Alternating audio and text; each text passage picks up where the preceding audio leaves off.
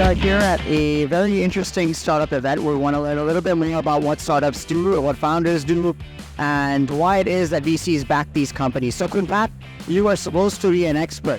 Could you tell me a little bit more about what you know about what startups are? Basically, build products people want and put a business on it that can scale like exponentially. That's basically what a startup does, right?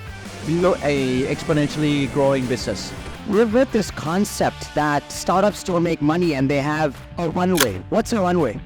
So basically it is, when you're losing money, your clock is ticking, right? A runway is basically how many months, how many years you have left before you run out of money at that rate, right? If you haven't turned things around. And oftentimes, like startup, run at a loss in the beginning because they focus on product development. And oftentimes they do a certain marketing campaigns that focus on growth rather on profitability. Amazon is actually one of the good examples for this. Like Jeff Bezos, like in the very early days, Jeff Bezos' like strategy is not to make a profit, but to focus on growth. We are here with an investor, and this individual here invests in startups. Now I have a question for you. We were talking to a person earlier, and they were describing to me what a runway is and what burn rates are. And I've come to understand that startups are allowed to lose money on every sale they make. How do you feel about that? So the word every is not really true, because every means everything.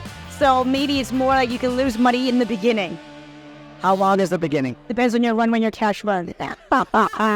You got me that. Now we have another question. Yep. Where do VCs get their money from? From LPs or limited partners normally. So there are usually institutions or high net worth or corporations that want to have investments, exposure into the startup world, but they don't want to do it directly. So instead they call people like me and people at Cocoon, my firm, who have done it before and are very hands-on and go, like, you have some money, you go do it. So they say that 90% of startups fail, and they say that VCs know that a percentage of their portfolio will yield no results. Do you secretly know which companies those are in your portfolio? We have an inkling, we have an idea, but we also try to help them more. So the ones that, will do super duper well without us, great. But the ones that are medium, with our help, you change the odds. So they're not zeros per se, but maybe they return a nice medium return. And so, but you got to help them. And that's what we do.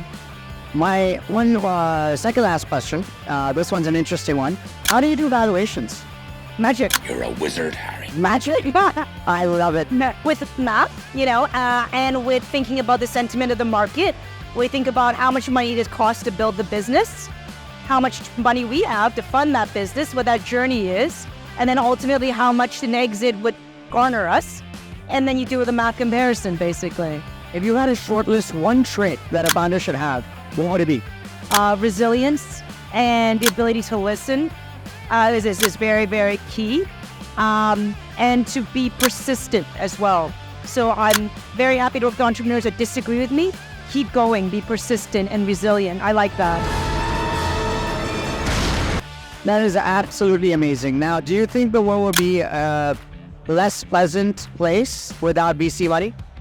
I do think that, because someone's got to take a chance on startups. And so you need people who are crazy enough as VCs to do just that. So we do fulfill a good function, I think. Could you name me one invention or one piece of technology that changed the world because of VC money in the last 10 years? Oh, geez. In the last 10 years, I mean, look at OpenAI. Mic drop. Obama.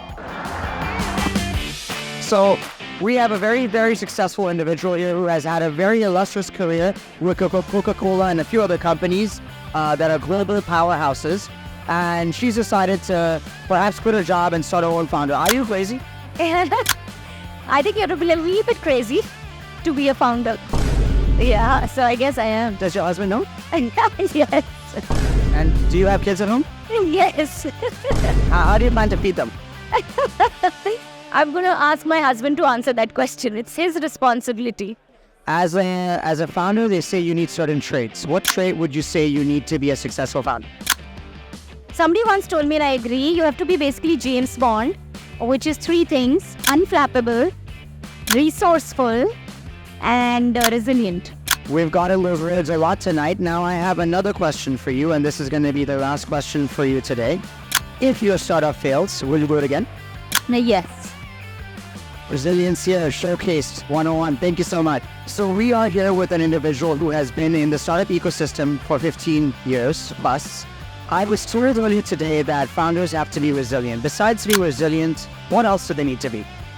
I would say that what you want to think about being a founder is that you're running a marathon.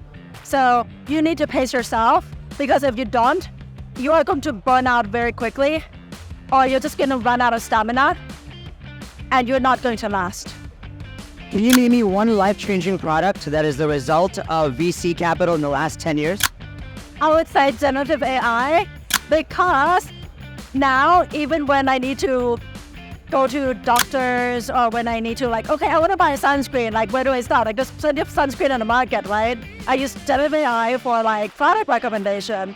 I basically use honestly generative AI for doing research, market research, for doing almost anything, to be honest. I use it daily, multiple times a day. So we hear the word cloud all the time. Now the other day I was telling my grandfather and he asked me, where's the cloud? Do you know where it is? Up there? They're right there. Oh, well, thank you so much for your time, Kanisha. Please enjoy the rest of your night.